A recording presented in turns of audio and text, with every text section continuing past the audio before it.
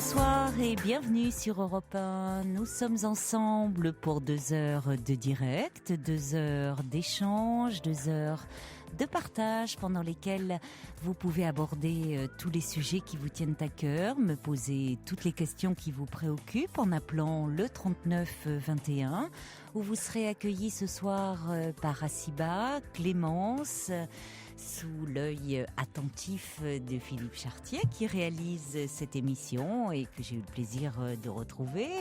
Et si vous souhaitez réagir aux propos que vous entendez à l'antenne, exprimer votre point de vue, eh bien vous pouvez aussi nous écrire sur le site dublanche.europe1.fr puisque les mails remarchent ce soir.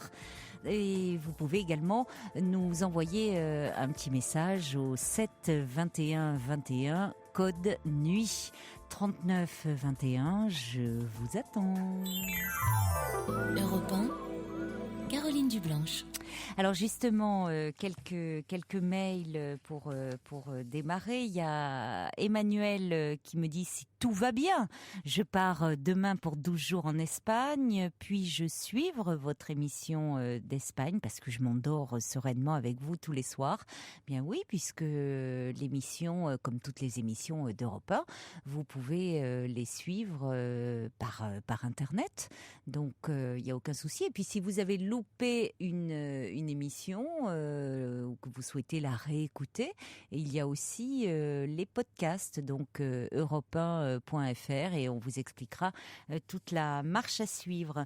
Je voulais aussi embrasser chaleureusement Salah d'Alger qui nous écoute justement par internet, et également Virginie qui est une fidèle de l'émission et qui envoie régulièrement des petits courriels. Et puis le Trublion qui dit « Ah ça y est, tout est rentré dans l'ordre, vous êtes revenu au bercail, Moumoun ronronne à nouveau en attendant les bonnes blagues de Georges et les infos de Pierre Courade dans la douceur de la nuit. » Et puis des messages qui arrivent au 7 21 21 code de nuit. L'Ange Bleu qui dit voilà, merci de bercer mes nuits. Et puis qui embrasse Brian, l'homme de sa vie. Et puis Anna qui me dit « Je passe le concours d'infirmier demain matin. Je stresse beaucoup trop parce que j'ai peur d'échouer. » Alors écoutez ma chère Anna, détendez-vous un petit peu en nous écoutant, et puis pas trop tard quand même, parce que si c'est demain matin, essayez de passer une bonne nuit de sommeil. Oubliez cette vilaine peur d'échouer, ça sert à rien d'y penser maintenant, surtout ça a lieu demain. Pensez plutôt à tout ce travail que vous avez fait avant de passer ce concours, et puis demain concentrez-vous uniquement sur les questions qu'on va vous demander, et allez-y en vous disant que vous allez tout faire pour réussir. Surtout, ça sert à rien de vous mettre la rate au courbouillon là à quelques heures du concours. Jusqu'à 1h sur Europe 1, Caroline Dublanche. Trouvez la personne qui vous correspond. Parship, leader européen de la rencontre par affinité, analyse 30 dimensions de votre personnalité pour vous proposer les partenaires qui correspondent vraiment à vos aspirations. Découvrez maintenant vos suggestions de partenaires sur notre rubrique internet rencontre.europe1.fr.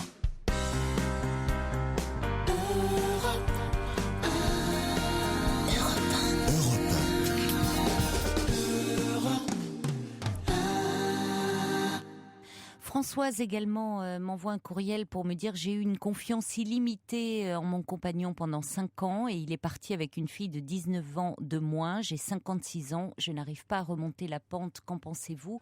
Merci de votre analyse et de vos conseils. » Alors, Françoise ne m'a pas indiqué son numéro de téléphone, on ne peut pas donc la rappeler. Je reçois souvent beaucoup de courriels comme ça où vous me demandez des conseils. Sachez que je ne fais pas de réponse par courriel parce que déjà c'est compliqué de vous donner des conseils quand je vous ai en ligne. je propose plutôt une écoute et essayer de voir avec vous un peu où vous en êtes et puis on essaie de se cheminer ensemble. Alors, des conseils par écrit, non, je ne souhaite pas procéder comme ça. Si vous êtes à l'écoute, François, je vous propose plutôt de m'appeler au 39 21 pour qu'on en parle ensemble. Je comprends que cette situation soit très douloureuse à vivre.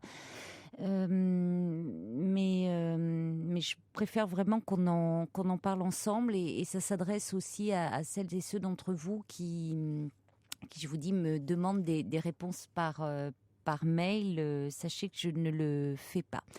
On accueille maintenant David. Bonsoir David.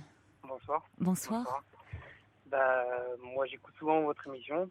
Ça me fait vraiment passer le temps. Je suis chauffeur routier. J'écoute votre émission tous les soirs. Et Merci. c'est vraiment, ça fait vraiment du bien d'écouter votre émission. Je trouve que ça détend, puis ça fait réfléchir, ça fait penser un peu à notre vie. Puis on se retrouve un peu dans les soucis des gens, on va dire. Et voilà. Oui. Donc, moi, ma petite histoire, c'est assez compliqué. Je suis devenu jaloux, possessif, fou. Suite à... Comment on explique ça ? On va commencer par le début. Voilà, j'ai vécu 5 ans avec une personne. Oui. Cette dame, c'était le parfait bonheur. Moi, j'étais chauffeur routier encore à cette époque-là. J'ai eu un enfant avec cette femme-là. Et puis, au bout de 4 ans et demi, j'ai appris que qu'elle m'avait trompé avec une autre personne. Et puis elle m'a demandé gentiment de partir de la maison et de tout laisser, quoi. Et depuis, j'ai retrouvé une autre personne et je suis devenu complètement fou, jaloux, possessif. Je regarde, je fouille les téléphones, je fouille l'ordinateur.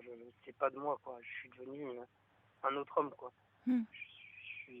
Oui, vous n'étiez pas comme ça avant avec cette première femme, avant qu'il y ait eu, avant qu'elle vous trompe.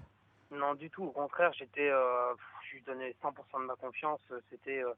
J'étais pas du tout. J'étais un autre homme, quoi. J'étais une autre personne. J'étais libre. Je la laissé libre. Oui, et aujourd'hui, avec la personne avec laquelle je suis, c'est pas le cas, quoi. Je l'étouffe. Je sens que je l'étouffe et je suis en train de me mettre ma relation, mon début de couple que j'ai avec cette personne. Ça fait pas longtemps que je suis avec. Je suis en train de la foutre en l'air, quoi. Je suis en train de tout briser. Je suis en train je suis en train de me rendre fou, quoi. Il y a longtemps que vous êtes ensemble, là ? Avec cette personne ? Oui. Non, ça fait pas longtemps. Ça fait pas longtemps. Je l'ai connu le 25 décembre. Oui. Le 25 décembre. Et puis, grand coup de foudre avec cette personne. L'amour fou, quoi. Vraiment, cette personne, si elle m'écoute d'ailleurs, je l'aime vraiment plus profond de mon cœur, quoi. Et tellement grand coup de foudre que on a voulu faire un enfant. Voilà. C'est vraiment rendu rapide. Hein. Au bout de 2 mois et demi, on a voulu faire un enfant. Chose qui est arrivée. Hein. Donc, elle est enceinte. En ce moment, elle est enceinte. D'accord, oui, tout a été très vite. Ah oui. Mais c'était vraiment le grand coup de foudre. C'est vraiment, pour moi, le grand coup de foudre, quoi. C'est la personne idéale. Elle est belle, elle est gentille, elle est agréable, elle est tout ce que vous voulez, quoi.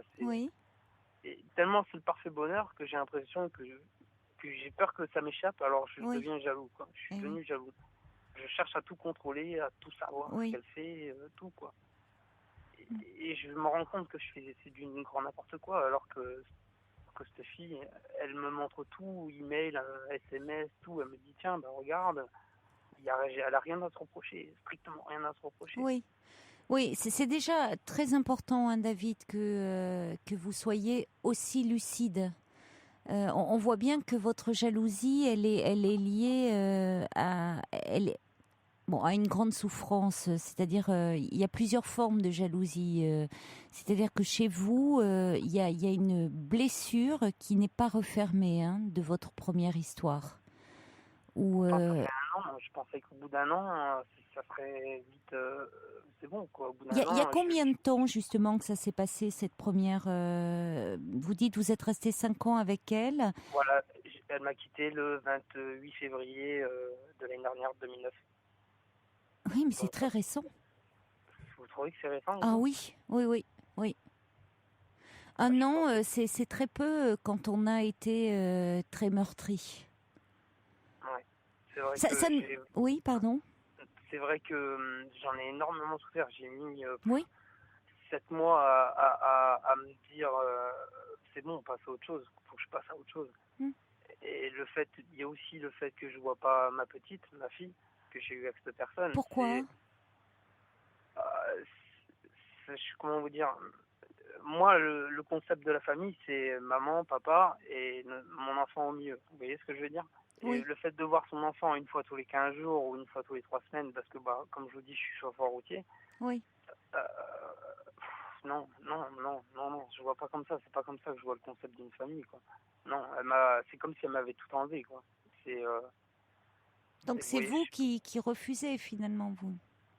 C'est mais pas je qu'elle l'aime. s'oppose à ce que vous voyez votre fille. Elle s'est opposée pendant les 6 premiers mois. Mm. Elle s'est opposée. Donc là, ça a été d'autant plus dur. Pendant 6 mois, j'ai dû voir ma fille. Et les 6 premiers mois, j'ai dû voir ma fille 3 semaines, quoi, pas plus. Oui. Pendant 6 mois. Donc j'en ai encore plus souffert. J'ai pris encore plus de haine envers cette personne. Oui. Et bon, après, tout s'est tassé. Tout est revenu tout doucement grâce au juge, avocat et tout ce qui s'ensuit. Enfin, Mm. voilà. Et bon, Elle a quel âge, votre petite fille? ma fille, elle va avoir 2 ans et demi, là. Oui. Mm. Oui, mais David, j'entends bien. Bon, vous avez déjà été terriblement blessé parce que vous aviez totalement confiance en cette femme. Et il y a tout d'un coup, tout s'est effondré. Et au-delà de la confiance que vous aviez, il y a aussi ce que vous aviez construit. Vous dites votre couple, mais aussi la famille. Et finalement, c'est comme si elle avait tout fait exploser. Ces valeurs qui sont tellement importantes pour vous. À tel point qu'aujourd'hui, vous jetez tout en bloc en oubliant finalement votre fille. Parce que elle n'est absolument pas responsable de tout ça. Et elle en subit les conséquences. Or, même si vous avez été très malheureux et que d'une certaine façon vous êtes encore malheureux de tout ça, votre petite fille, c'est pas une raison pour la priver de votre présence. Elle a besoin d'avoir un père. Ouais, Et vous êtes son père. Je suis tout à fait d'accord, mais je reviens à ce que je disais. C'est ce concept de famille. Oui. J'ai été élevé dans une famille où papa, maman et les frères et les sœurs, on était tous ensemble. Le fait qu'elle ait tout ce que j'ai construit, tout ce que je me suis battu pour avoir, maison, voiture, tout ce qui en suit, enfin c'est que du matériel, mais c'est un concept, ça fait partie de la famille, tout ça. Enfin, oui, je sais pas si vous comprenez ce que je vous expliquais. Je le comprends très bien, oui. Elle a tout pour... Oui, elle a piétiné ça pour vous. Ah ouais, ça, elle m'a enlevé ça et... Oui, mais votre petite fille, vous pensez pas qu'elle a droit finalement à une famille, même si elle va être différente de celle dans laquelle vous avez grandi? C'est-à-dire que votre petite fille, elle a le droit aussi d'avoir une mère et un père, ouais. même si comment? Je voyais pas maman, papa, beau-papa. Je comprends, oui, je comprends, David, que évidemment, et d'ailleurs personne n'envisage ça, David, quand on fait un enfant avec quelqu'un, on n'envisage pas un beau-père ou une belle-mère pour son enfant. Sinon, on ne ferait pas d'enfant. Oui. Hein? Personne n'envisage ça.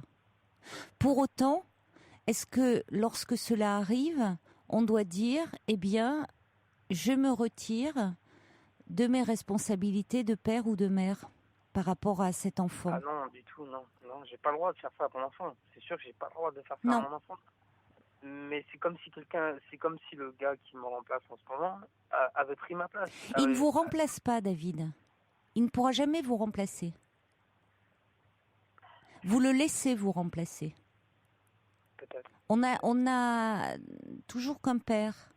Et vous le laissez prendre actuellement, hein, toute la place. Il vous a remplacé auprès de cette femme. En revanche, auprès de votre petite fille, elle n'a qu'un père, vous. Et un beau-père, comme vous le dites. Donc, je me et suis ça, fait je virer. pense que c'est important, et ça serait important, si vous voulez, mais j'essaye je n'oublie pas ce que vous vivez Mmh. actuellement, qui est finalement une nouvelle, euh, une Une nouvelle nouvelle épreuve. histoire, parce que, une nouvelle? Je trouve que c'est une épreuve en fait que je passe. J'ai l'impression de passer Oui. des épreuves, quoi.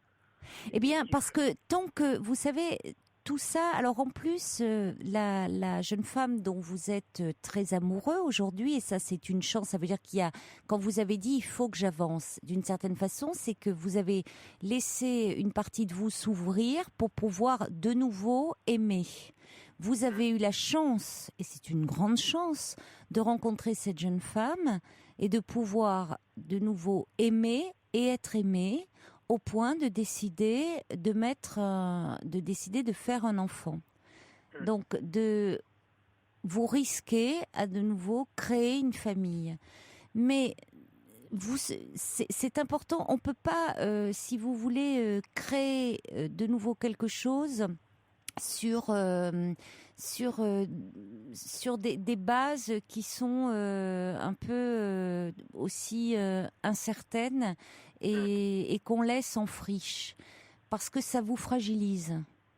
Et je Ouais. pense que si vous vous réconciliez un peu déjà un peu avec vous-même et aussi d'une certaine façon en renouant avec votre relation de père avec votre petite fille là, c'est aussi des choses qui vont vous apaiser. Vous allez retrouver votre place et faire la part des choses entre votre blessure d'homme et Mmh. puis en même temps retrouver votre place de père auprès de cet enfant. Et ça vous apaisera aussi dans cette place de père que vous allez avoir par rapport à ce bébé. Mais je pense que ça serait important que vous soyez un petit peu aidé. Ouais. Et comment Parce que, comment parce que finalement, vous faites, si vous voulez, dans votre couple actuel, vous êtes en train de faire payer des choses de votre relation précédente. c'est tout à fait ce que je pense. Hein, parce qu'au fond, vous savez que cette jeune femme, vous n'avez rien à lui reprocher. Mais il y a quelque chose qui vous dépasse, Ouais, que c'est vous n'avez pas pu exactement ce que je pense. exprimer, de vos blessures, de votre colère, et qui ressurgissent aujourd'hui parce que vous avez très peur.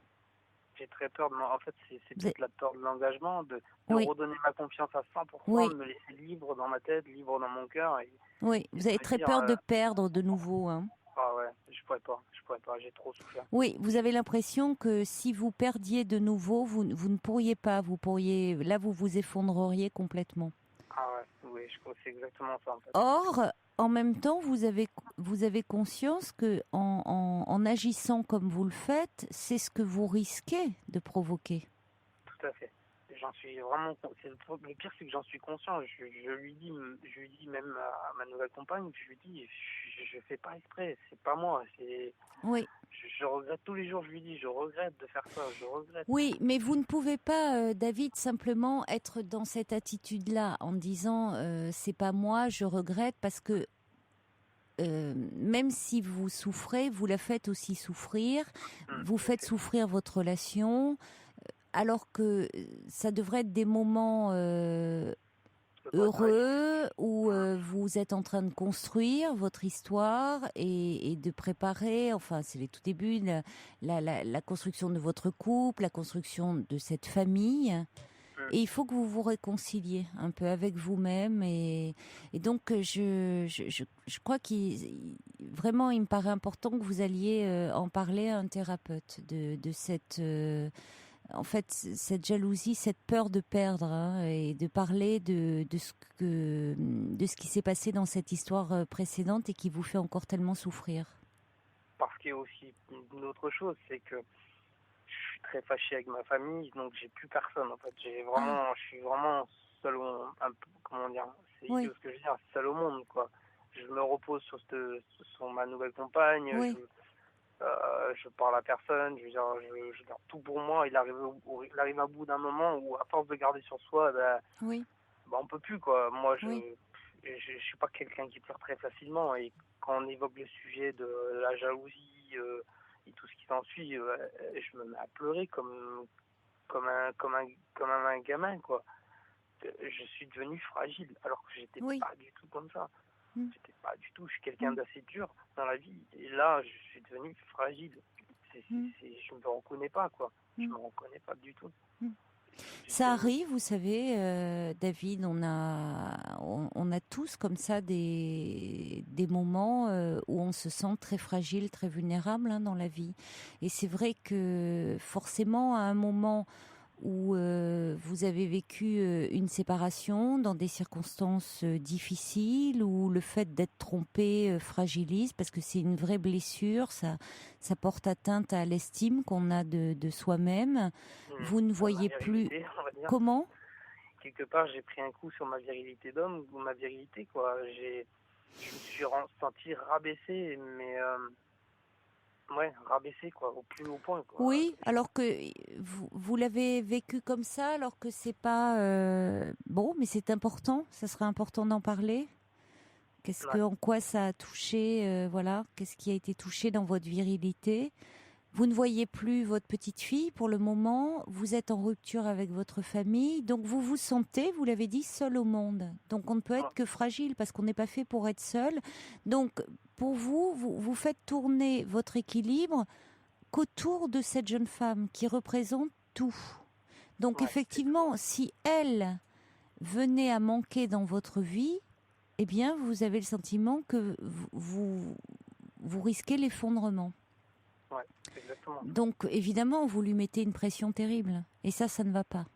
Donc c'est pour ça que c'est important que vous ayez un lieu pour parler, pour vous sentir moins fragile et retrouver un peu de force, vous sentir déjà un peu moins seul. Pourquoi êtes-vous en rupture avec votre famille ? Oula, c'est compliqué. Les histoires de famille, en fait.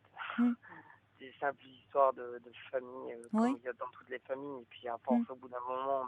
il y a longtemps que vous êtes en rupture avec vos parents ? Depuis la séparation avec la mère de ma fille, en fait.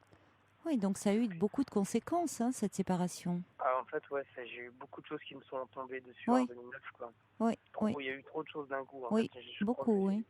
Il y a eu beaucoup trop de choses. Oui, beaucoup trop de choses, Je n'ai pas réussi à tout surmonter, quoi. Oui. Attendez, ça fait 1 an, David, c'est court. Enfin, ça a dû vous paraître très très long cette année, mais en même temps, rien n'est irrémédiable, Parce que vous voyez, entre cette année-là, il y a eu la rupture donc avec cette femme. Vous ne voyez plus votre petite fille et vous rompez avec votre famille. C'est pas étonnant que vous vous sentiez pas bien. Ça fait beaucoup. Je pensais que j'étais plus fort que ça, quoi.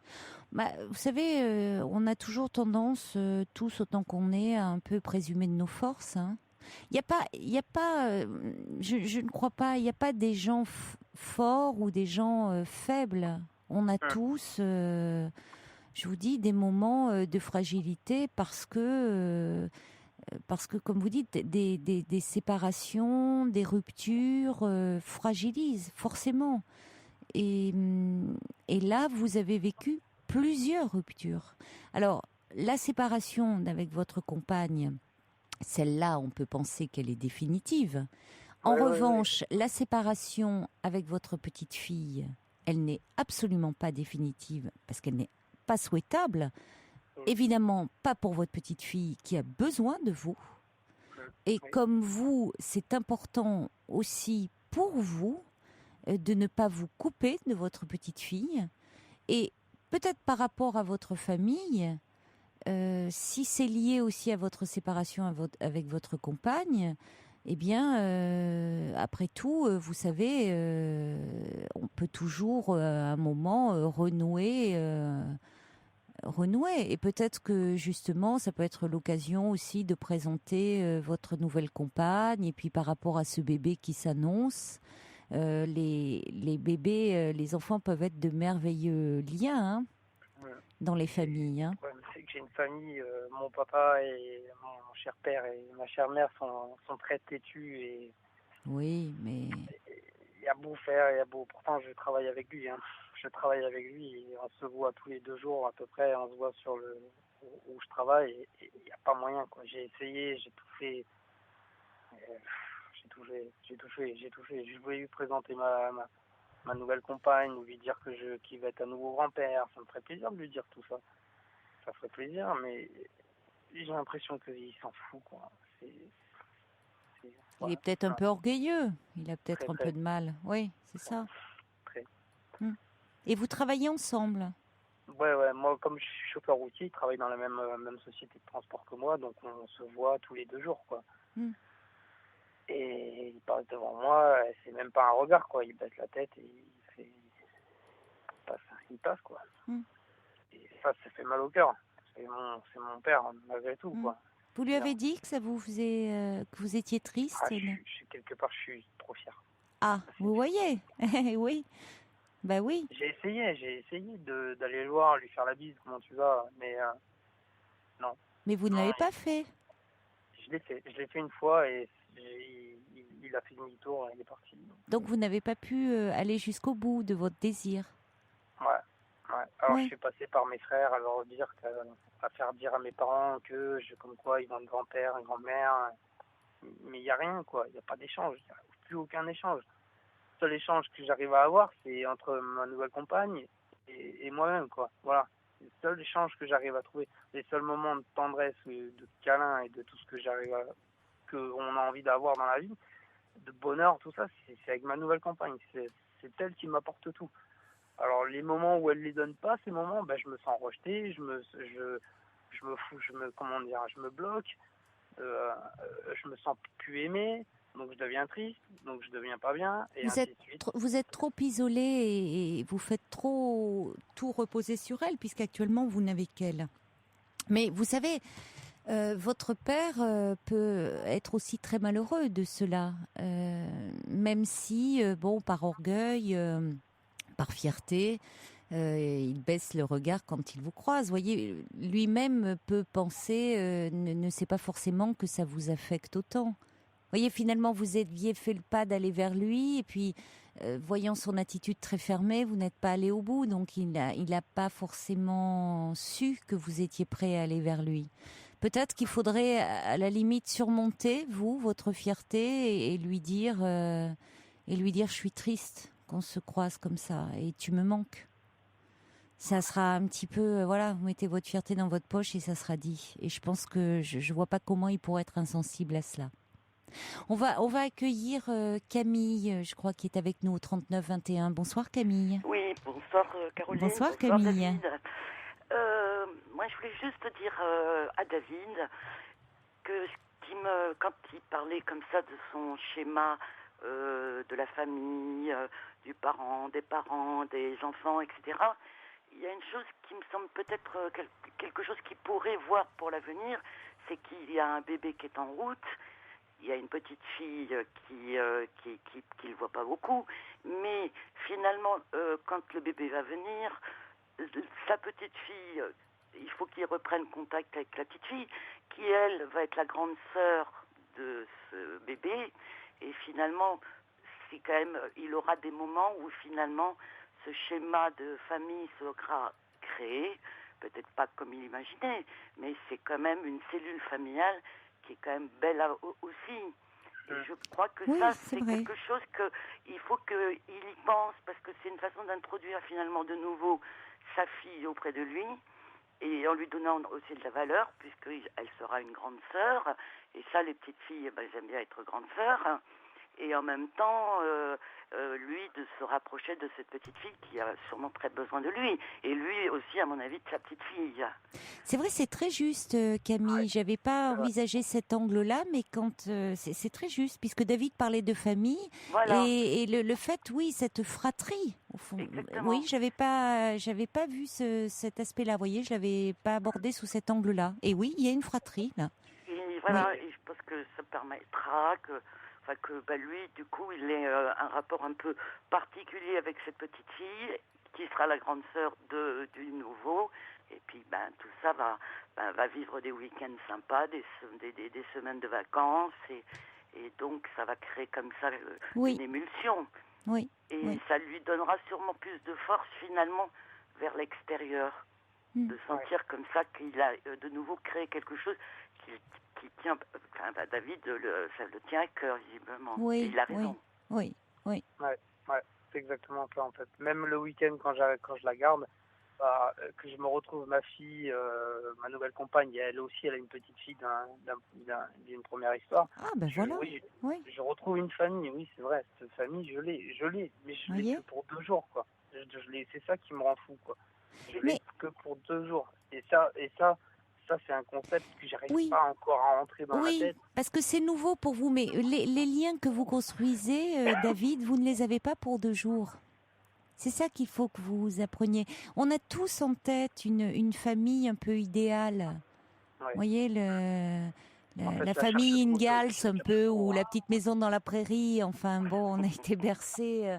Mais c'est vrai que la famille, le concept de la famille a beaucoup bougé. On parle aujourd'hui de famille recomposée. Vous parlez de votre compagne actuelle qui a une petite fille d'une première union. C'est vrai que c'est compliqué de voir cette petite fille seulement 2 jours, comme vous dites, et puis après elle repart parce que elle a un père et donc c'est important aussi qu'elle le voie. Mais les liens que vous construisez, c'est pas, ça se construit dans le temps et puis avec ce bébé qui s'annonce, ça sera son petit frère ou sa petite sœur. Il peut construire des liens aussi avec votre petite fille. Ça s'inscrit dans une durée, tout ça. Mais là comme quoi. Oui, c'est ça. Alors c'est vrai que c'est différent de votre modèle familial, mais c'est pas pour autant que parce que c'est différent, c'est moins bien. Et parfois c'est même, je dirais, mieux. Parfois parce que l'exceptionnel peut donner un petit peu de saveur. Oui, sûrement.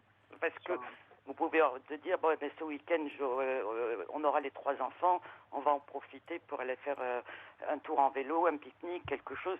Enfin, voilà. C'est vrai que, comme dit madame, j'apprécie beaucoup mieux ces moments-là. Ça, c'est vrai que, arrivé le samedi, je suis pressé d'aller chercher ma fille, quand on se retrouve tous ensemble. Et là, j'apprécie, Je me sens père de famille, je me sens homme, responsable, tout. Je me sens tout ça. Et quand il arrive le dimanche soir qu'il faut la redonner à sa mère, c'est comme si tout s'écroulait, comme si je repartais à zéro et ainsi de suite. Et j'attends 15 jours pour récupérer ma petite. Et je fais payer à ma nouvelle compagne ma jalousie et ma possessivité et tout ce qui va avec. Ça ne s'arrête pas pour autant parce que si vous voulez, c'est pas parce qu'on est loin, éloigné géographiquement des personnes que l'on aime qu'on ne les a pas en soi. On peut les garder en soi. C'est peut-être ça qui est un peu compliqué pour vous. Est-ce que je peux juste dire une dernière chose? C'est que est-ce que vous lui passez un petit coup de fil de temps en temps avec votre fille? Et oui, c'est ça. Oui, je l'appelle au maximum. J'essaye de l'avoir au maximum. J'essaye de lui montrer que je suis toujours là, que papa il est là. Je fais au maximum, vraiment. Je veux toujours qu'elle sache que je suis là, quoi. Je suis presque certaine que vous êtes peut-être beaucoup plus présent que souvent des papas qui arrivent à 9h du soir alors que les enfants sont couchés, qui se lèvent tôt, etc. Parce que vous êtes présent, vous téléphonez, vous lui posez des questions, donc vous êtes présent malgré tout. Enfin, en tout cas, moi, c'est comme ça que je le ressens. Oui. Merci beaucoup Camille, parce que c'était important. C'est vrai que de ce que vous avez abordé, la famille avec ce bébé qui s'annonce, et puis la petite fille de votre compagne. Donc il y a plusieurs façons de former une famille. Merci Camille. De rien. Bonne soirée. Et David, je vais vous lire quelques messages aussi qui arrivent au 7 21 21 code nuit pour conclure. Il y a Coco qui dit allez réessayer avec votre père, il est encore temps. Faites le premier pas, vous ne le regretterez pas, votre famille le mérite. Et puis il y a quelqu'un qui dit courage David, je m'appelle Marie, je suis chauffeur routier aussi, je vis avec un mari jaloux possessif et c'est très pénible, je le vis très mal. Fais un travail sur toi-même et laisse-la vivre, courage.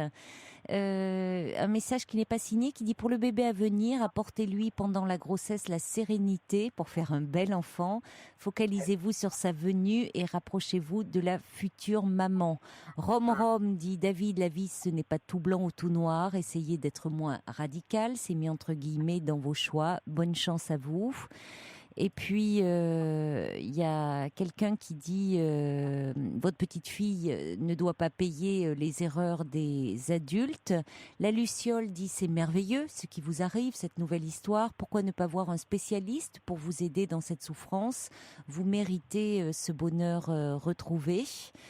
Voilà les messages qui arrivent pour vous. Annabelle dit je trouve ce jeune homme très conscient de ses difficultés et enclin à élaborer. C'est un atout pour la thérapie.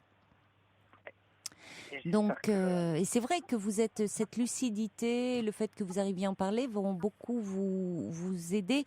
Le subversif dit les blessures font des peurs et rien n'est plus destructeur que d'être agi par la peur de se livrer, celle de ne pas être connu. Et David peut dépasser sa peur en l'élaborant justement. Donc, ça serait important que vous alliez parler à un psychothérapeute. Vous avez un médecin traitant, David? Non.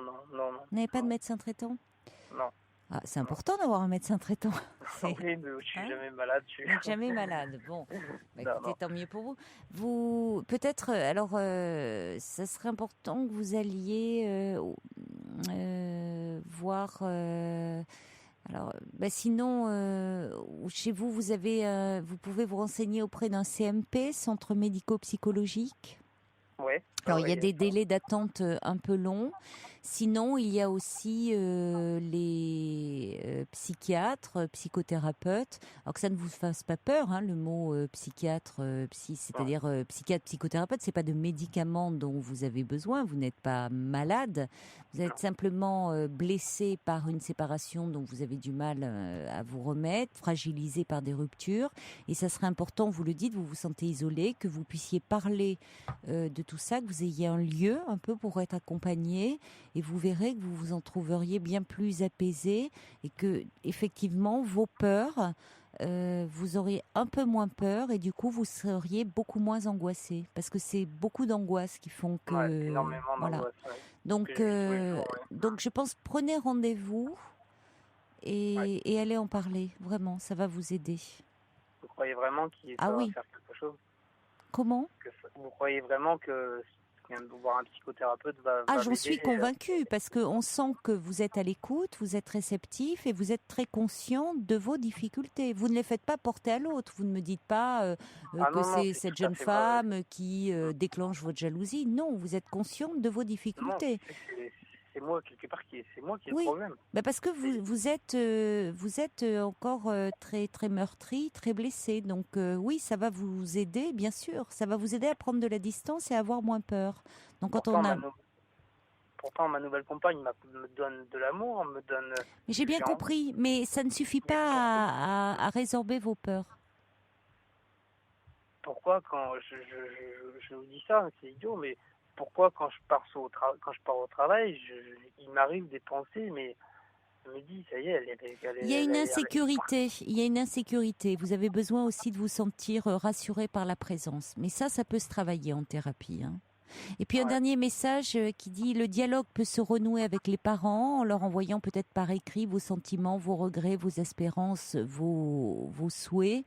Et puis quelqu'un qui dit, vous savez David, les cœurs qui se touchent ne sont pas forcément les plus proches. Quelqu'un qui vous dit que finalement on peut être éloigné un peu, hein, même si vous partez, et en même temps se sentir très proche et s'aimer très fort. Très fort.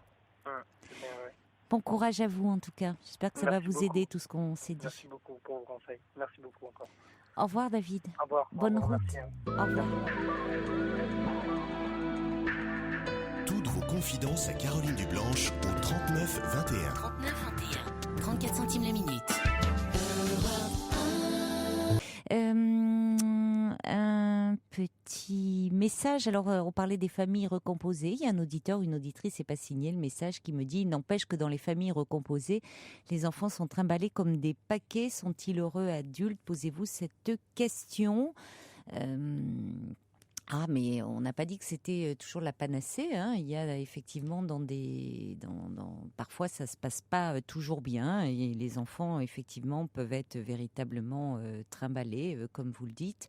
Maintenant, sont-ils heureux adultes? C'est une véritable question, mais qu'on peut se poser aussi quand on rencontre des personnes qui viennent en thérapie et qui ont grandi dans des familles au schéma beaucoup plus classique.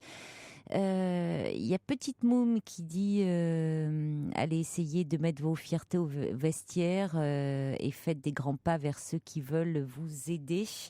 Message qui s'adresse à David. Et puis il y a Annabelle qui disait que justement David, la thérapie l'aiderait car il était tout à fait à même d'élaborer. Eh bien oui, Annabelle justement, c'est de quoi elle parle puisqu'elle dit je souhaitais vous annoncer que je suis psychologue clinicienne depuis février. Je vous avais dit que je vous tiendrais au courant, c'est chose faite. Félicitations ma chère Annabelle. On accueille maintenant Guillaume. Bonsoir Guillaume. Bonsoir Caroline. Bonsoir. J'espère que vous m'entendez bien. Oui, merci ça de va votre bien, écoute merci. au jour le jour. En fait, voilà, je vous explique mon histoire qui est un peu compliquée. Moi, j'ai vécu une dépression assez grave au mois de septembre dernier, Oui, pendant 3 mois. J'ai une mère qui est psychologue et donc donc qui est psychiatre, donc ils m'ont conseillé vite d'aller dans une clinique psychiatrique à la suite d'une première rupture amoureuse qui avait été très difficile puisque la fille avec qui je vivais depuis 6 ans est partie avec un bon ami à moi. oui, Donc j'ai vécu ça comme une trahison.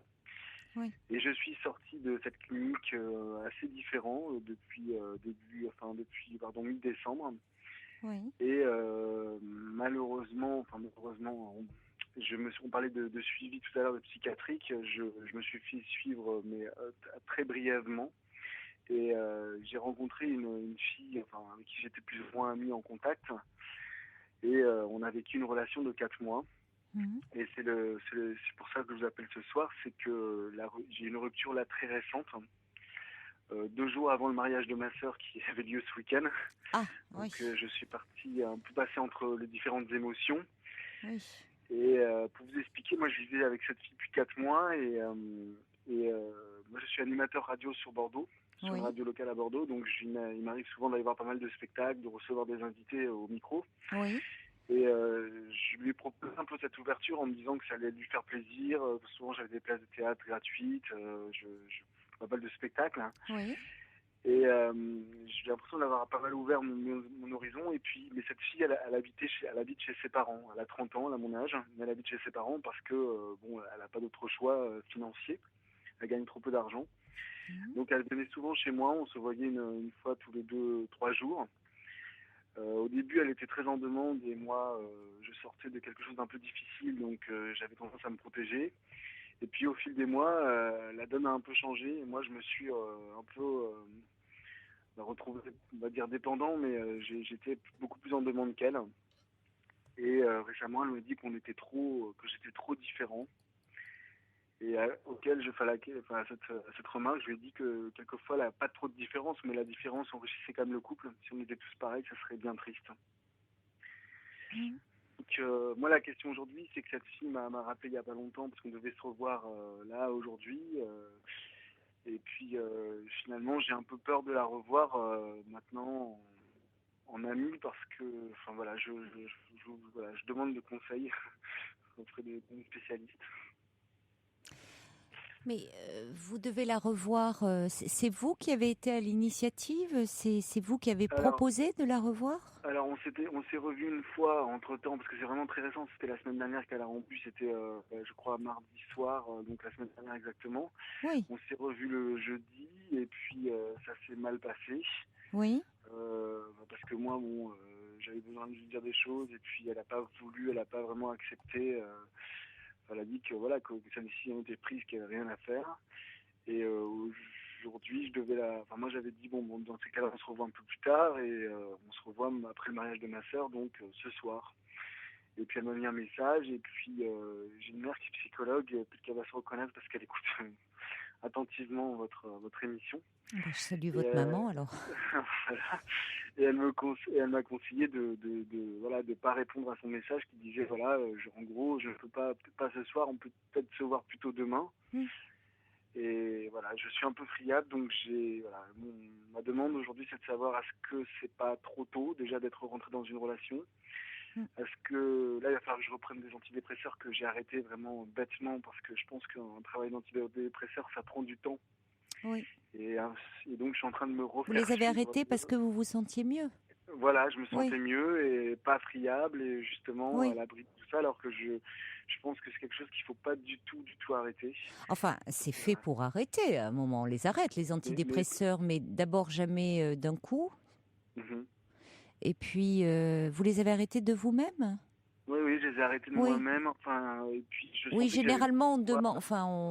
Bon, c'est si vous voulez, le médecin qui vous les prescrit tient compte de la façon dont vous évoluez. Et puis, si vous exprimez le désir d'arrêter, c'est généralement parce que vous vous sentez mieux. Mais on les diminue progressivement. Et puis, si vous avez quand même fait une dépression sévère comme ça en septembre, ça peut être peut-être un peu juste.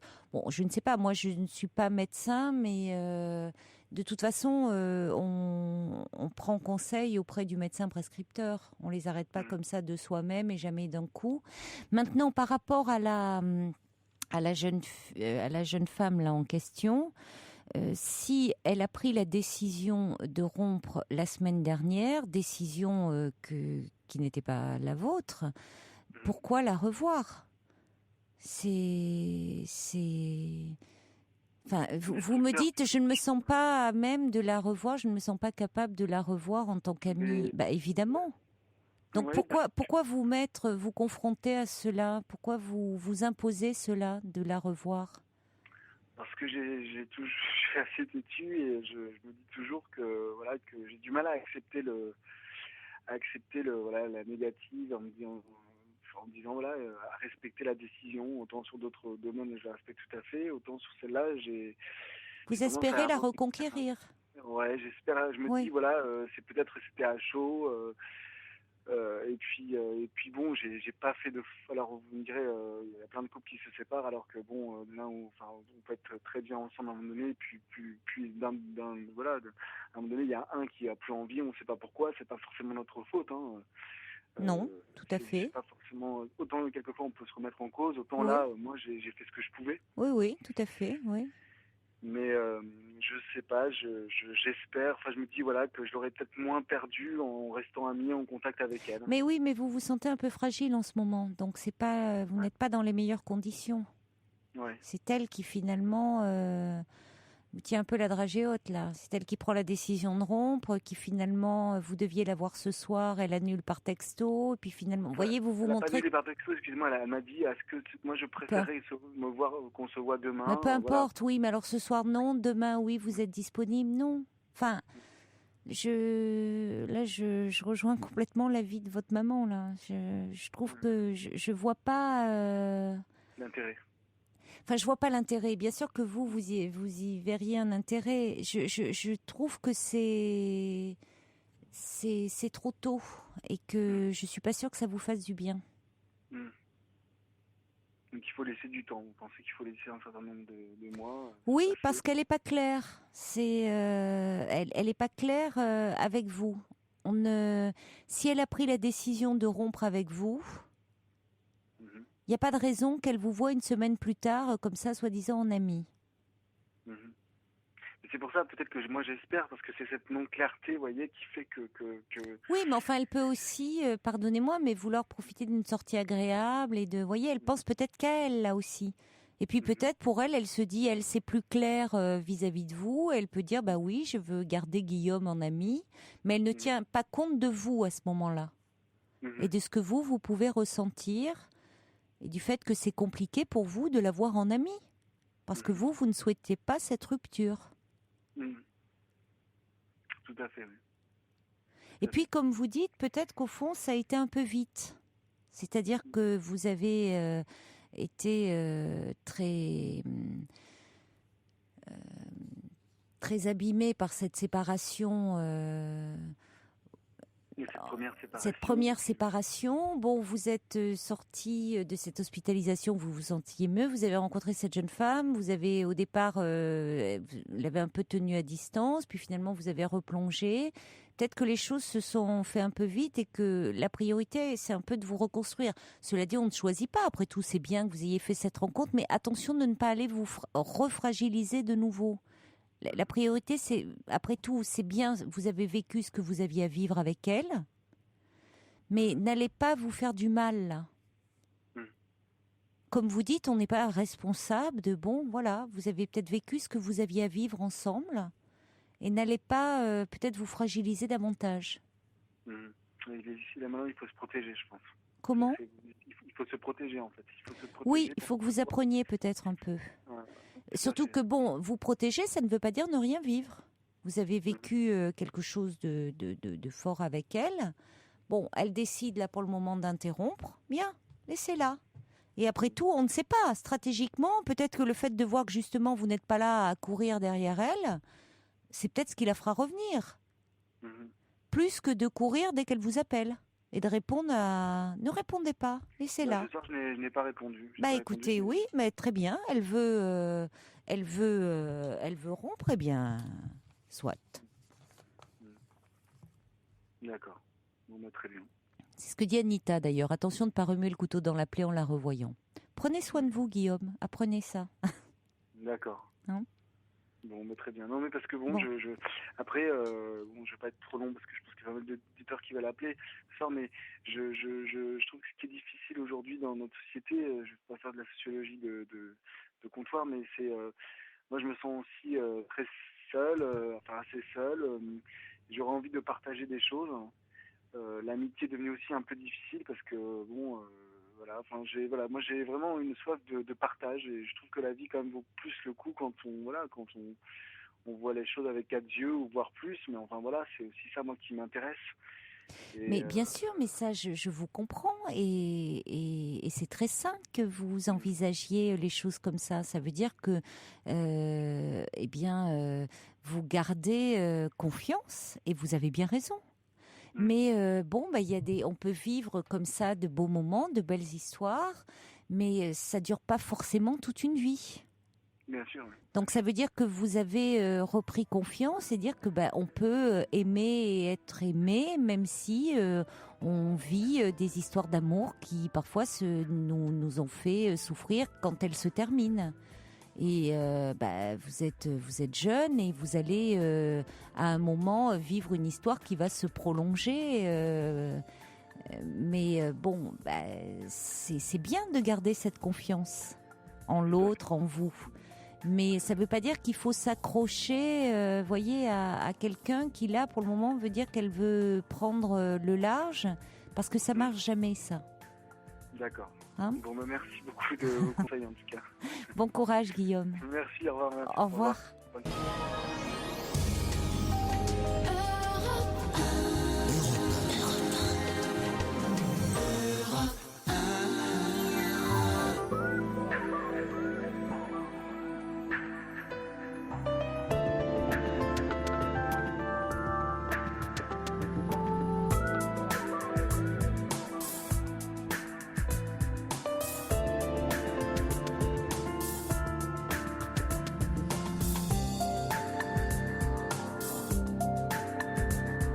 La nuit continue sur Europe 1 avec toutes vos confidences au 39 21 et tous vos commentaires, vos réactions par SMS au 7 21 21 code nuit. Des messages qui arrivent pour Guillaume, Rome qui dit attention Guillaume, respectez-vous davantage.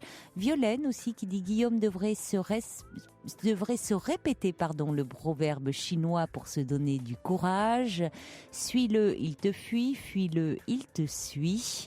Et puis Ava dit peut-être cette jeune femme veut-elle se valoriser en allumant. Ambiguïté d'une amitié en apparence amoureuse pour Guillaume, séduisante et douloureusement illusoire. Et puis bien sûr, vous pouvez nous écrire aussi si vous le souhaitez sur le site de l'émission dublanche.europe1.fr. Et avant de retrouver Alice, nous allons écouter Alain Souchon. J'ai perdu. Bonsoir Alice. Bonsoir. Je vous écoute Alice. Merci Caroline pour votre émission que j'écoute régulièrement. Merci d'y participer. Bon, mon histoire elle n'est pas très simple non plus. Voilà, j'ai quitté mon mari donc en janvier 2009 et puis fin avril 2009 j'ai retrouvé un ami d'enfance. Oui. Et de là donc. Dans quelles circonstances l'avez-vous retrouvé ? En fait, c'était suite à une carte de bonne année que je lui avais envoyée, donc, et à laquelle il m'avait répondu. Oui. Et ensuite, on a pris contact par téléphone et on a décidé de se rencontrer. D'accord. Et vous lui écriviez régulièrement à cet ami ? Non, justement, non. Ah, oui, donc vous aviez envie de le revoir. Tout à fait. Oui. Et donc, de là, donc, contre toute attente, peut-être pas vraiment, mais a commencé donc une belle histoire d'amour, voilà. Ah oui. Et malheureusement, j'ai mis fin à cette belle histoire, donc il y a un mois à peu près. Oui.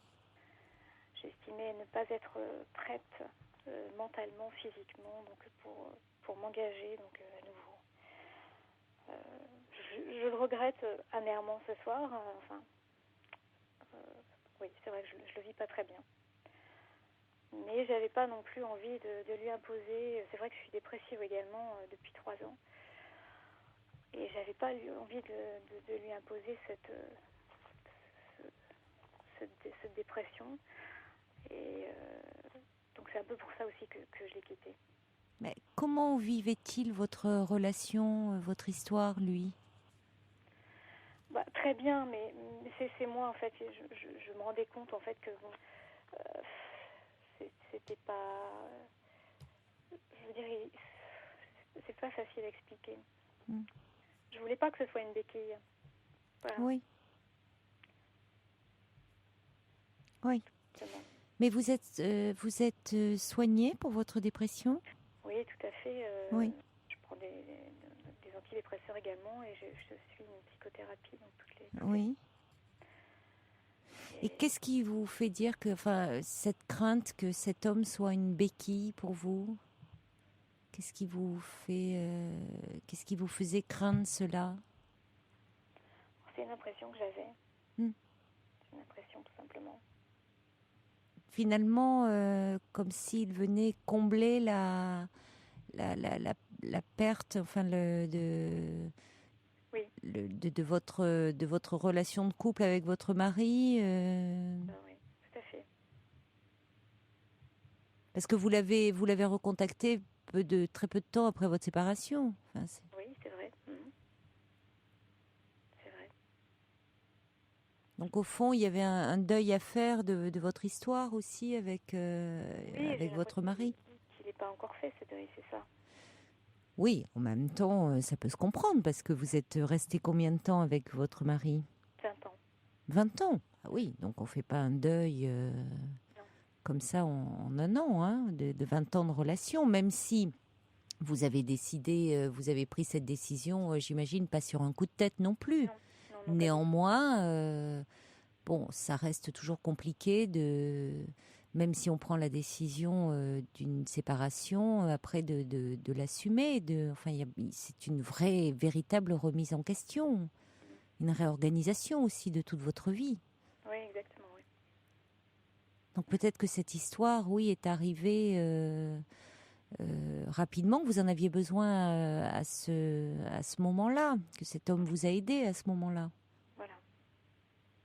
Pourquoi vous regrettez alors cette décision ? Parce que j'aime beaucoup cet homme. Oui. Tout simplement. Ouais. Alors c'est peut-être dommage de... C'est certainement dommage, oui. Mais je veux pas... Lui imposer cela ? Oui, exactement. Mais après tout, il a aussi son libre arbitre dans l'histoire. Tant que lui ne se plaignait pas, c'est pas lui qui vous disait j'ai l'impression d'être une béquille. Oui, mais moi ce que je souhaite c'est c'est quelqu'un qui n'était pas marié, qui n'avait pas d'enfant, qui n'a pas d'enfant. Oui. Et je veux tout simplement une autre histoire pour lui qui soit beaucoup moins compliquée. Bah, Et, parce que bon, j'ai des enfants aussi. oui, il a quel âge, lui? Il a le même âge que moi, il a 51 ans. Oui, mais Alice, si à 51 ans, il n'a pas eu d'enfant, vous pensez pas que c'était finalement parce qu'au fond, c'était son choix?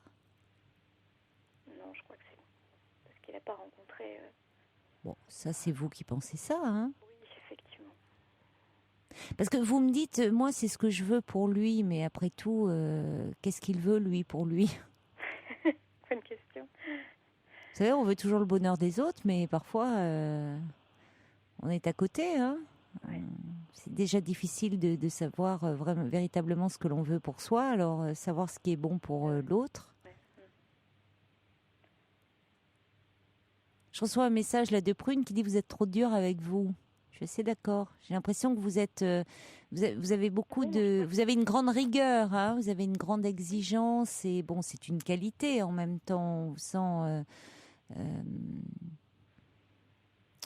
mais du coup, vous êtes très droite, quoi. Très, vous ne voulez pas imposer quoi que ce soit. Alors certainement le travail que vous faites. Sur vous-même vous donne une grande, et ça doit être dans votre personnalité, une grande exigence de vérité, mais finalement au point de décider pour l'autre. Oui, je comprends bien, oui.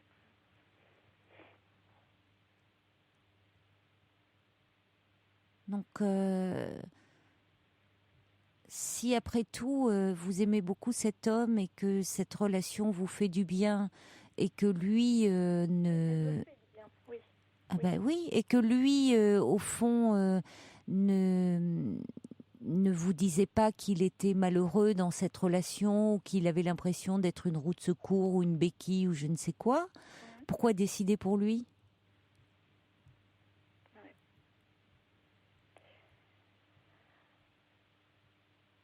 C'est là où peut-être vous voyez, vous voulez trop... Oui, vous avez certainement raison, je décide pour lui. J'ai décidé pour lui, c'est vrai. Mais...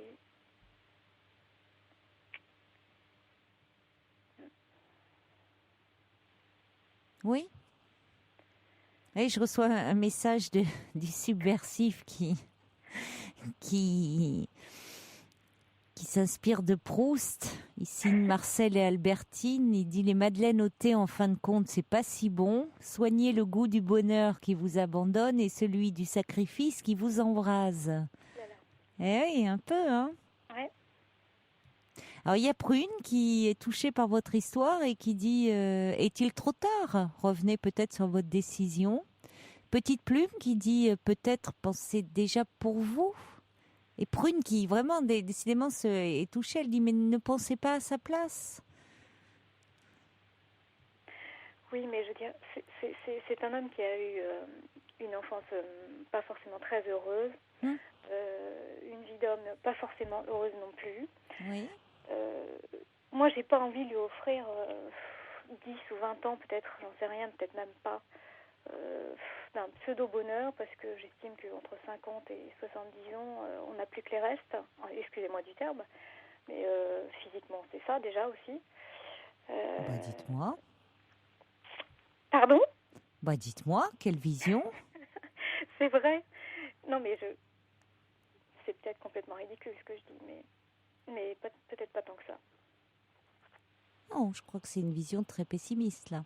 Non.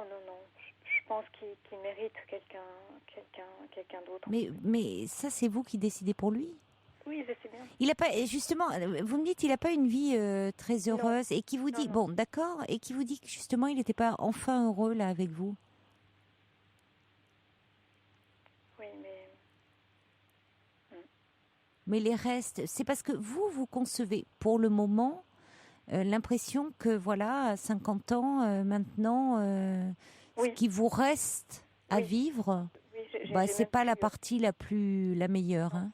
Non, exactement. Qu'est-ce que vous en savez, Alice? À la limite, je vous dis, j'ai même plus envie plus envie d'avoir quelqu'un parce que je me dis que c'est pas la deuxième tranche comme ça de vie n'est pas forcément la meilleure, on dira. pour la partager avec quelqu'un. Mais parce que là, c'est le fait d'être... c'est votre état un peu dépressif qui vous fait voir les choses comme ça. Possible. Mais non, je suis quand même réaliste. Hein. Ah, je ne crois pas. Si. Je ne crois pas parce qu'il y a beaucoup de femmes, justement, puisque vous êtes une femme de 50 ans, qui disent qu'elles ont découvert à ce moment-là de leur vie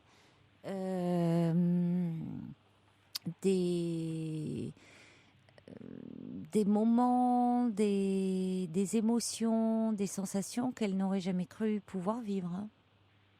Justement, où elles ont pu exister pour elles-mêmes.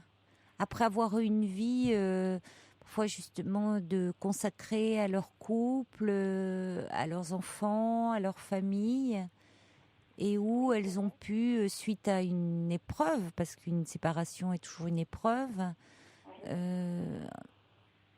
enfin se réaliser dans quelque chose qu'elles ne s'étaient jamais autorisées ou pas eu le temps de faire, ou parfois rencontrer un nouvel amour, ou vivre à travers une amitié, ou à travers des voyages, ou à travers un art, ou à travers une passion. Enfin, je crois que, parce qu'à 50 ans, il reste, la route est longue, et c'est pas deuxième chemin de vie, oui, enfin l'espérance de vie s'allongeant, et à 50 ans, on est encore jeune, hein. Mais c'est pas la vieillesse, 50 ans, loin de là. On en est loin à 50 ans. Alors vous vous sentez peut-être fatigué du fait de cette dépression-là. Hein, mais sinon, physiquement, quand on a la chance d'être en bonne santé, évidemment, on est encore en pleine possession de ses moyens.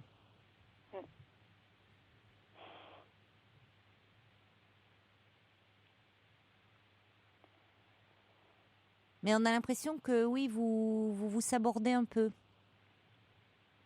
Ah oui, c'est clair. Oui, on a l'impression que vous n'allez pas vers ce qui pourrait être bon pour vous, mais plutôt comme dans une forme de renoncement, de résignation. Oui, c'est ça, oui. Alors, je ne sais pas de quoi vous vous punissez, mais... Parce que si vous avez décidé de mettre un terme à votre relation de couple... C'était parce que elle ne vous convenait plus, et c'était pas pour vous enterrer vivante. C'était parce que vous envisagiez autre chose pour vous, de dire finalement je ne veux plus de cette relation, et vous envisagiez l'avenir, pas en disant maintenant c'est fini pour moi. Sinon, après tout, pourquoi pas rester en couple? Si. Non, mais j'envisageais strictement rien d'autre. Comme vous dites, oui. Enterrée vivante, oui. Pourquoi partir? Pourquoi êtes-vous partie alors? Parce que notre couple, c'était plus de la vitrine qu'autre chose. Donc moi, au bout d'un moment, ça ne me convenait plus du tout. Donc voilà, je suis partie.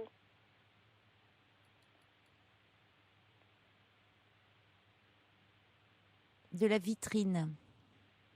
Oui. C'est-à-dire que c'était juste de la représentation, vous ne... Absolument. Oui, mais ça fait long, 20 ans, comme ça, en représentation. Enfin, bon, la représentation, au bout d'une quinzaine d'années. Oui, quand même. Donc, vous avez eu 15 ans, où vous avez quand même vécu autre chose avec cet homme. Bon, donc au bout de 15 ans, il n'y avait plus vraiment grand-chose de vivant qui se passait dans votre relation. Bon. Donc, qu'est-ce qui fait, quand vous êtes partie, vous envisagiez l'avenir comment? Ah, je ne l'envisageais pas du tout. Vous ne l'envisagiez pas? Plus du tout, non. Vous êtes partie en étant très déprimée? Oui.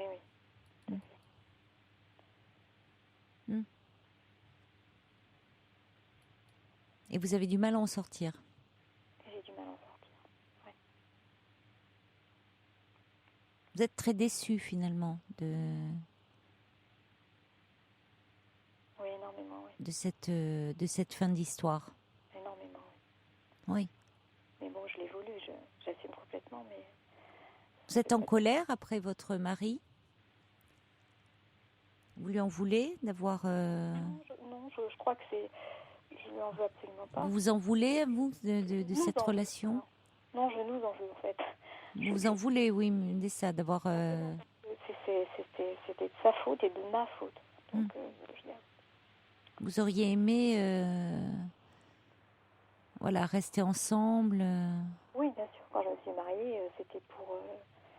pas pour la vie, mais si, c'était quasiment ça. Oui. Oui, donc vous êtes... Je suis effectivement très, très déçue. C'est vrai que là, j'ai du mal à m'en remettre, oui. Oui, donc c'est pour ça... C'est pour ça que vous avez du mal à investir une nouvelle histoire. Voilà. Parce que vous n'avez pas complètement fait le deuil de cette relation passée. Non, c'est clair, oui. Enfin, cette relation qui est plus qu'une relation, Oui. c'est tout ce que vous aviez misé ensemble. Vous avez des enfants ensemble? J'ai 2 enfants, oui. 2 enfants, oui. Comment réagissent-ils, eux?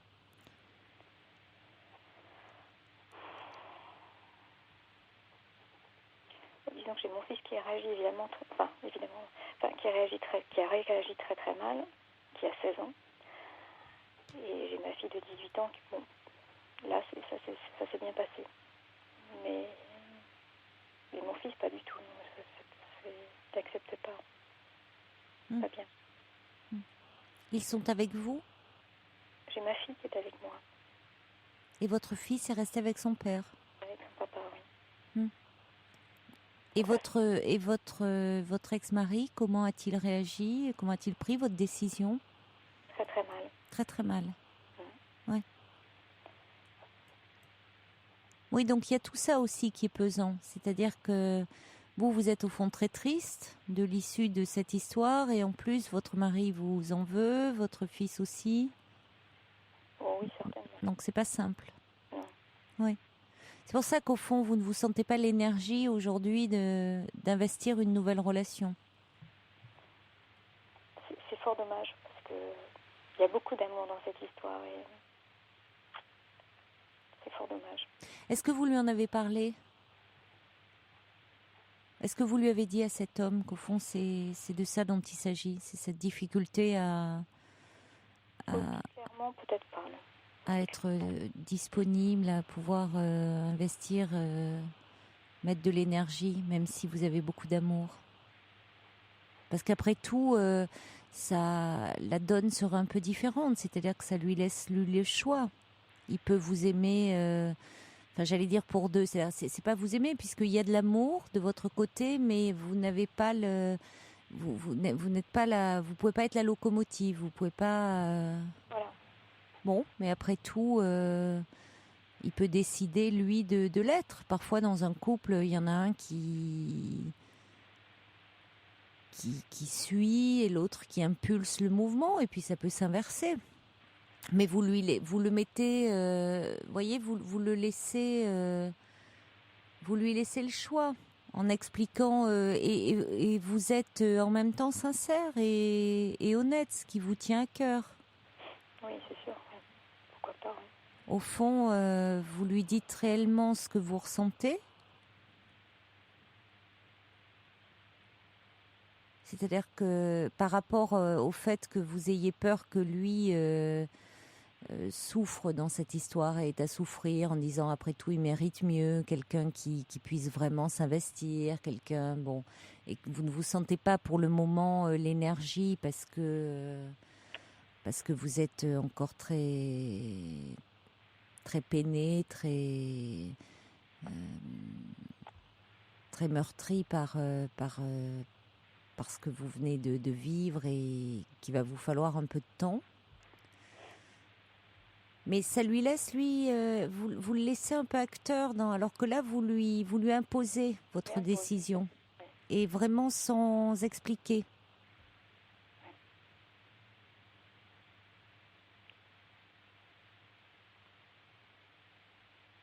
Je pense, ça serait...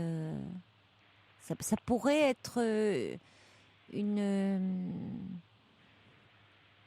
façon de dire, parce qu'après tout, ça fait 1 mois que vous avez pris cette décision, il n'est pas trop tard pour le rappeler et lui expliquer. Parce que lui ne comprend pas forcément. Non, oui, je comprends. Je reçois un message. Alors Zana dit je suis d'accord avec votre réalisme, Alice, mais vous ne pouvez maîtriser l'avenir. Et puis il y a Eva qui dit peut-être Alice plaçait-elle trop d'espoir dans cette nouvelle histoire avec la peur de ne pas assurer. On dirait qu'elle se réfugie dans une dépression qui fonctionne comme un cocon désagréable, mais qui fait sens malgré tout, au détriment d'une ouverture au changement. Pas mieux. Et puis Ava qui dit, mais après tout, cet homme, il se peut aussi qu'il ait raison dans les choix qu'il fait, en se proposant d'être heureux avec vous, Alice. On va accueillir Rose, qui elle est avec nous au 39-21. Bonsoir Rose. Bonsoir Caroline. Bonsoir. Bonsoir Alice. Bonsoir. Oui, je voulais vous dire qu'à 51 ans, on est encore une jeune femme fraîche. Moi j'ai 60 ans et je suis une vraie gamine. Non, mais je vous comprends parce que moi aussi j'ai beaucoup souffert. J'ai vécu avec quelqu'un pendant plus de 12 ans. Et surtout, je voulais vous dire, Alice, ne le laissez pas s'échapper. Enfin, je veux dire, réfléchissez bien parce que vous allez souffrir. Croyez-moi. Ouais. Mais bien entendu, il faut aussi que vous vous sentiez bien dans votre tête, dans votre cœur. Et je comprends que ce ne soit pas facile à trancher. Je comprends que, comme dans tout, je pense qu'il faut du temps. Il faut du temps, oui, c'est ça. Mais je suis vraiment à même de vous comprendre et j'ai pas hésité. D'ailleurs, je voulais dire à Caroline que j'ai pratiquement envie d'appeler tous les soirs, quoi, parce que voilà, maintenant, depuis que j'écoute cette émission, je me couche tard, en me levant quand même de bonne heure, mais c'est plus fort que moi, il faut que je l'écoute presque jusqu'au bout, enfin. Et donc ce soir, vraiment, quand j'ai entendu que vous n'aviez que 51 ans, moi je vous assure que j'ai un petit peu plus de 60 ans et je sais pas, j'ai 35 ans dans mon cœur, quoi. Et actuellement je suis seule et malheureuse. Alors je l'écris en 2 mots, vous voyez ce que je veux dire? Oui, malheureuse. Voilà, j'ai un travail, d'ailleurs je veux encore travailler. Et comment dire, mais franchement, sans quelqu'un à aimer, c'est comme un vide, quoi. Oui. Voilà, je le ressens comme ça. Oui. C'est alors si vous avez cette personne-là près de vous, qui finalement lui ne vous pose pas de questions, eh bien, allez-y, foncez, je vous en supplie, foncez. Essayez, enfin. En même temps, oui, bien sûr, je vous comprends. Hein, vous avez peut-être des choses à décanter dans votre cœur, dans votre tête. Voilà. Mais la vie, mais je vous rejoins, Rose, parce que il y a des choses que vous travaillez en thérapie qui sont forcément douloureuses aussi, Alice. Et puis c'est vrai que quand on est en dépression, on a du mal à foncer. Et comme le dit la libellule bleutée, elle dit malheureusement quand on est déprimé, on éprouve le besoin de se détruire soi et les autres. C'est vrai qu'on fait le vide. Mais vous savez, Alice, la vie guérit bien aussi des blessures. Donc il y a cet espace de la thérapie où vous pouvez travailler sur vos blessures, sur vos angoisses, sur vos peurs. Et puis il y a de l'autre côté cette relation qui vous fait du bien. Et je suis d'accord avec Rose, c'est important de ne pas détruire ce qui fait du bien. Vraiment. Avec une aussi jolie voix et une aussi belle personnalité, Rose, vous ne devriez pas rester seule. Ça me touche beaucoup là, vous allez me faire pleurer parce que vraiment, mais justement je le suis. Mais oui, parce que moi aussi j'ai beaucoup de mal à guérir de ces 12 ans passés avec cette charmante personne. Ah oui, c'est dommage. Et comment dire, moi j'ai tellement été happée par mon travail que je n'arrivais plus à suivre. Nous nous retrouvions le week-end et il était merveilleusement gentil. Et d'ailleurs, la personne avec qui il vit actuellement, excusez-moi parce que je suis émue. Comment dirais-je, méritait d'ailleurs aussi de rencontrer je ne peux pas dire mon mari parce que nous avons vécu maritalement, mais c'était l'amour de ma vie, hein, tout autant. Et donc, et quand je les vois encore même 12 ans plus tard, enfin 11 ans exactement après, si je viens à les croiser, oui, j'ai encore mal, oui, bien sûr, oui. Et donc, moi, j'ai eu des occasions non pas de refaire ma vie, mais des occasions de rencontres. Mais moi, bon, j'ai toujours un peu la crainte de... C'est encore une offre. Il faudrait que j'appelle à mon tour Caroline. Oui, avec plaisir, Rose. Hein, avec plaisir. C'est délicat de votre part d'ailleurs de rester sur de rester là sur l'histoire d'Alice, mais ça sera avec plaisir qu'on pourra parler de vous. Merci beaucoup, Caroline. Donc vous avez fait là le premier pas pour réagir sur l'histoire d'Alice qui vous touchait, parce qu'effectivement ça rejoint ce que vous pouvez vous ressentir profondément. Oui. Donc, mais vraiment, oui, on pourra parler de vous un soir. Hein. Vous n'hésitez pas à me rappeler. Avec plaisir. Merci beaucoup, Caroline. Mais je vous en prie. Merci, Rose. Au revoir. À bientôt. À bientôt. Je vais vous lire. Il y a le subversif qui dit un archétype intime de votre panthéon amoureux. Hein. On a tous un panthéon amoureux qui vous tenait lieu finalement de fondation affective s'est effondré avec cette séparation que vous avez malgré tout décidé. Sa ruine vous vacille, mais il dit c'est là une chute dont on se relève, Alice. Et c'est normal que ça prenne un peu de temps. Et il y a Sergio qui dit Alice au pays des merveilles, c'est peut-être un conte de fées au fond. Qui se prépare avec cet homme. Autorisez-vous le droit d'y croire et de le vivre. En avant, Alice. On va marquer une petite pause musicale parce que il y a quelques disques à passer dans cette émission, vous le savez. Et on va accueillir Prune. Et je suis ravie parce que elle intervenait depuis un moment dans l'émission par SMS. Elle a été très touchée par votre histoire, Alice. Et donc, au point de décrocher son téléphone, elle sera avec nous juste après Prince. Vous restez avec nous, Alice ? Oui, on se retrouve après Prince. Hein. Toutes vos confidences à Caroline Dublanche au 39 21. 34 centimes la minute. Alors le subversif parlait de panthéon amoureux. Georges s'interroge et me dit, il y a qui dans mon panthéon ? Oh, bien, il me dit, Caroline, vous avez tout le sous-sol au moins pour vous. Merci, Georges, je suis très flattée. Et puis, il y a Marie-Pierre qui envoie un petit courriel en disant, j'ai le même âge que vous, Alice, et je suis dans un état d'esprit contraire. Mes enfants sont grands, je commence une activité annexe qui me plaît énormément. J'ai l'impression de vivre pour moi. J'ai le même mari depuis 31 ans et certains jours, je ne me vois pas vieillir avec lui et d'autres si. Je n'ai jamais été aussi bien dans ma peau et dans ma vie. Je me sens vraie. Marie-Jo dit il faut qu'Alice réagisse, elle a su quitter une vie qui ne lui plaisait pas, il faut se jeter dans une nouvelle vie. J'ai 53 ans, je n'ai pas hésité, je suis heureuse même si je vis seule, dit Marie-Jo. Bonsoir Prune.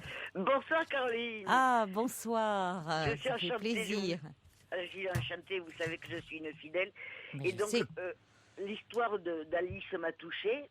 Bonsoir Alice. Bonsoir Prune. Alors, ce que je veux d'abord dire, et je pense que vous serez d'accord avec moi, Caroline, pour aimer à nouveau, il faut d'abord être bien avec soi-même pour être bien avec l'autre.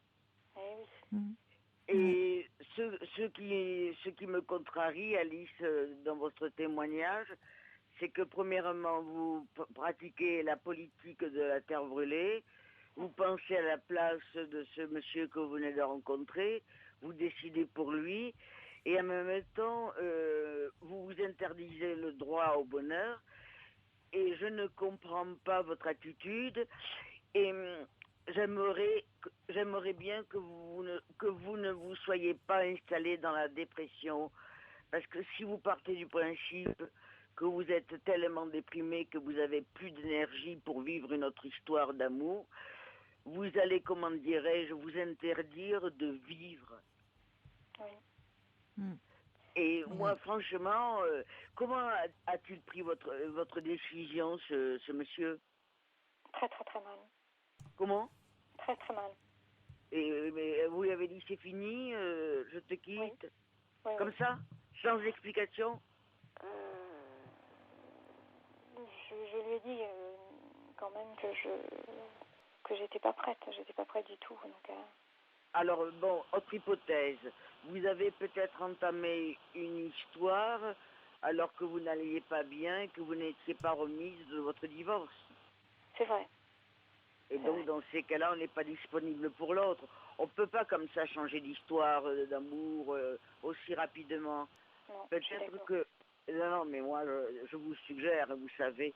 Mais bon, moi je ne vais pas donner mon âge. Je peux vous dire que je suis une prof de lettres à la retraite. Je savoure le bonheur et l'instant présent, carpe diem. Et ce mois-ci, j'ai rencontré un bel homme dans mon île. C'est pas vrai. Mais si. C'est pas vrai, Prune. Mais si, magnifique. Oh. Et c'est lui qui m'a dit de le rejoindre au bar. Mais bon, je vais dans un café où je suis très connue. Dans votre île Saint-Louis. Voilà. Oh. Et, De le rejoindre au bar, mais il vous a abordé dans la rue? non, il était au café. C'est un comédien, c'est un acteur, bel homme. Hein. Oui. Plus jeune que moi, je m'en fous. Mais c'est pas grave, attendez. ça, je m'en serais douté, Prune. Hein, c'est pas Non, ça mais qui va enfin, vous arrêter. Comme Un comédien connu? Oh, donne pas son nom. Oui, hein. oui, Mhm. bel homme. Hein. Oui. Mais bon, il a 5 ans de moins que moi, vous voyez. Oui, oui. Je suis pas les cougars là qui se prennent des... ça me suffit, Prune, hein. notre femme cougar. Non, il a 5 ans de moins que moi. Et alors donc, Alice, vraiment votre témoignage m'a interpellée. Et c'est moi qui ai envoyé les textos. Oui. Est-il trop tard de lui téléphoner ou de lui écrire pour lui dire que vous avez agi dans le désarroi? Parce Je que pense vous a- que c'est trop tard, oui. Pourquoi? Mais enfin, il est pas sot cet homme. Puis, et pourquoi vous lui avez plu malgré votre désespoir? Eh oui, bonne question. Bonne question. Bonne question, oui. Oui. Mais oui, Alice, réfléchissez. Mhm. Mhm. Moi, j'aime bien ce que vous dites, Prune. C'est vrai qu'on a l'impression, Alice, que vous pratiquez la politique de la terre brûlée. Ben Ah, oui, ouais, c'est vraiment. d'une tristesse infinie, Ouais, ouais. votre témoignage. Et vraiment, ce qui me frappe dans vos propos, je ne comprends pas que vous ayez décidé pour lui. Oui. Ça me choque. C'est un type intelligent, il n'est pas handicapé, il peut réfléchir. Oui, tout à fait. Et Alice, vous lui avez plu quand même. Mhm. Oui, c'est vrai, oui. Et votre histoire a duré combien de temps? Quasiment un an. Oui, en plus. Au bout d'un an, vous le quittez. Oui. Oui. Oui, c'est ça. C'est pas quelques semaines ou 2 mois. Hein, c'est vraiment. Ouais. Et Oui, je non, vous faites du mal inutilement. Et je présume, là, Alice, que quelque part, si vous appelez ce soir Caroline, c'est que vous êtes triste d'avoir pris une telle décision. Oui. Et avant de le quitter, est-ce que vous en avez parlé à votre psy? Non. Ah ben voyez, vous êtes autodestructrice avec vous-même. Oui, je sais. Maintenant, ne me dites pas je sais, il n'est jamais trop tard pour réagir. Hein. Je vous assure, je vous assure, Alice. Oui. Parce que là, Oui. vous me donnez l'impression d'être comme la belle au bois dormant, Oui. qui entend qu'un prince vient l'embrasser sur les Oui. lèvres. Mais là, Oui. j'espère Oui. que vous allez avoir l'énergie de réagir. Oui. Si vous n'avez pas le courage de lui parler, envoyez-lui un texto, un mail ou une lettre. Écrivez-lui. Oui, vraiment. C'est triste. C'est Vraiment, triste. vraiment, merci Prune hein, de vos encouragements parce que je crois vraiment, Alice, arrêtez de vous faire du mal comme ça. Saisissez le bonheur là, empoignez-le. Vous savez, la vie, je le dis, guérit de bien des blessures aussi. Merci Prune, j'ai été heureuse de vraiment. Ah ben vraiment, je suis heureuse pour vous et puis alors plein de bonnes choses avec ce bel homme. Hein. J'insiste, Caroline, parce que ça m'a beaucoup frappé. Alice, tant que vous n'irez pas mieux, vous ne pouvez pas être bien avec l'autre. Voilà. Alors oui, mais elle peut aussi. Non, mais oui, mais ça annule un peu. Elle peut aussi. Non, mais elle peut aussi aller mieux en étant, en ayant une relation avec cet homme. Ça peut aussi Oui, l'aider. mais- Ça va dans les deux sens. Oui, mais en même temps, Alors, quelques messages pour vous, Prune, parce qu'il y a Bambi qui dit quel bonheur d'entendre la voix chantante de Prune. Il y a Georges qui dit, je vous l'avais dit, Caroline, Prune avec les hommes, elle doit être comme le volcan islandais.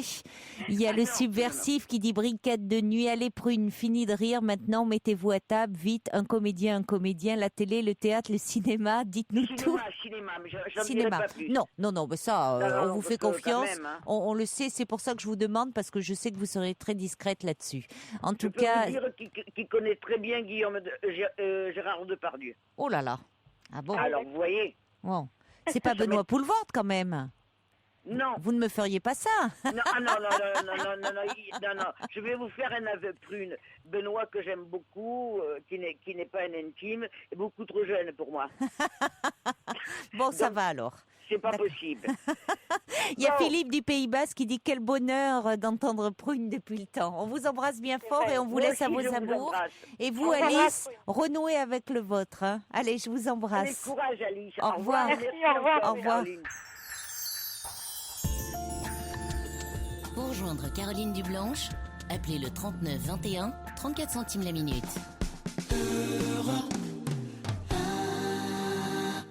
Ava encore qui dit félicitations Prune, c'est une nouvelle réjouissante. Et puis il y a Martine qui dit depuis 2 ans je vis une belle histoire après 17 ans de veuvage. J'ai 58 ans, laissez faire le temps Alice et vivez pleinement l'instant présent. Bonsoir Marie. Bonsoir. Bonsoir Marie. Bonsoir. Donc j'appelais pour une situation où je suis un peu désemparée. Oui. Voilà, c'est le papa de mes enfants qui est hospitalisé et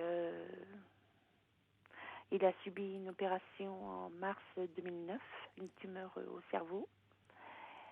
Il a eu de la chimio et puis il était suivi régulièrement par le médecin et il avait rendez-vous mercredi dernier et suite en allant au rendez-vous ils l'ont gardé sur place parce que ça n'allait pas du tout. Donc voilà, depuis mercredi il est hospitalisé. Moi je suis allée le voir avec mes 3 enfants le jour même et depuis mes enfants ils vont tous les jours mais ils reviennent complètement très tristes et ils n'ont pas de ils ne voient pas de médecin, ils ne voient pas donc ils savent pas trop quoi penser quoi. Quel âge ont vos enfants? Ma fille 25 ans, Oui. 19 ans et Oui. 17 ans. Et 17 ans. 17 ans. Pourquoi ils ne voient pas de médecin? Parce que quand ils y vont, ils sont en visite dans les autres chambres ou ils sont en réunion. Ils Oui. Mais ils peuvent demander un rendez-vous? J'ai demandé moi hier Oui. et on a rendez-vous justement demain.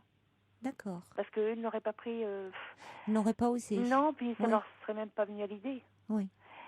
Oui, donc vous avez bien fait de demander oui, un d'aller rendez-vous. voir, oui, tout à fait. Oui, Puis- parce que forcément, à l'hôpital, aux heures de visite, les médecins eux-mêmes sont Voilà, en consultation. Donc vous avez bien fait de demander un rendez-vous. Voilà. Oui. Et quand je me suis présentée mercredi à l'hôpital avec mes 3 enfants, Oui. comment dirais-je, j'ai vu l'infirmière. Et je me suis présentée donc comme la maman des enfants, parce que le père de mes enfants a une amie depuis 2 ans. Et qui venait de partir, donc voilà. Et après j'ai vu l'interne, donc j'ai demandé en gros, mais sans trop approfondir, ce qu'elle a bien voulu. Et j'ai bien précisé, je suis la maman des enfants, parce qu'elle me dit, vous vous en occupez bien. J'ai dit, non. Alors elle me dit, oui, mais enfin le fait que vous soyez là, c'est déjà bien. Oui, parce que vous êtes la maman, mais vous êtes séparés. Oui, on est divorcés. Voilà, vous êtes divorcés, d'accord. Oui, mais on habite l'un à côté de l'autre. Oui. Il y avait de très bons rapports. À Oui. part, comment dirais-je, quand il s'est mis avec cette femme, c'est très bien pour lui. Moi, quelque part, j'ai trouvé que c'était bien. Je ne voulais pas qu'il finisse sa vie seul. Enfin, c'est très bien d'avoir une compagne ou un compagnon. Oui. Mais il s'avère qu'avec les enfants, ça n'a pas passé. Avec Oui. les 2 garçons. Encore avec ma fille, ça va. Mais avec mes deux garçons, ça n'a pas du tout passé. Donc, ils allaient voir leur père